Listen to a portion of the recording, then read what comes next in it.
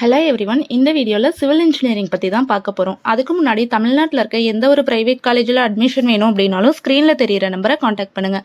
And நீங்கள் என்ன நம்ம சேனலை சப்ஸ்கிரைப் பண்ணாமல் பார்த்துட்டு இருக்கீங்கன்னா சப்ஸ்கிரைப் பண்ணிடுங்க. பக்கத்தில் இருக்க பெல் ஐக்கானையும் கிளிக் பண்ணிடுங்க. அப்போ தான் நாங்கள் போடுற வீடியோஸ் உடனுக்குடனே நோட்டிஃபிகேஷனில் உங்களால் பார்க்க முடியும். சிவில் இன்ஜினியரிங் கோர்ஸ் எலிஜிபிலிட்டின்னு பார்த்தீங்கன்னா +2ல் மேக்ஸ், ஃபிசிக்ஸ், கெமிஸ்ட்ரி கம்பல்சரி படிச்சிருக்கணும். கோர்ஸோட duration BE 4 years UG course. Civil engineering detail பார்த்தீங்கன்னா ஒரு பில்டிங் ஆர் பிரிட்ஜ் இது இருக்குல்ல, அதை வந்து எப்படி டிசைன் பண்ணுறது, அதோட கன்ஸ்ட்ரக்ஷன் எப்படி இருக்கும், மெயின்டெனன்ஸ் எப்படி இருக்கும் அப்படிங்கிறத பற்றி ஃபுல்லாக படிப்பீங்க.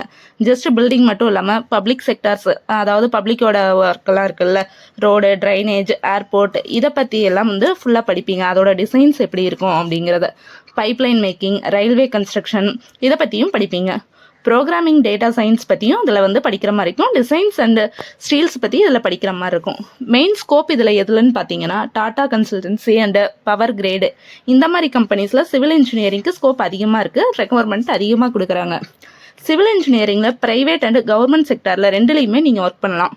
ஜாப் ரோல்ஸ்னு பார்த்தீங்கன்னா structural engineer, site engineer, geotechnical engineer, transportation engineer, environmental engineer, water resource engineer, project manager, urban planner, construction manager, surveyor.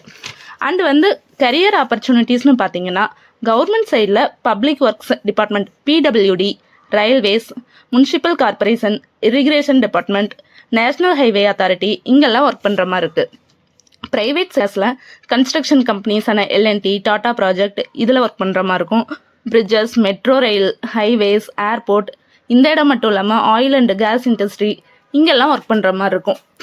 5 lakhsலேருந்து 50 lakhs வரைக்கும் per annum உங்களால் வந்து சேலரி earn பண்ண முடியும்.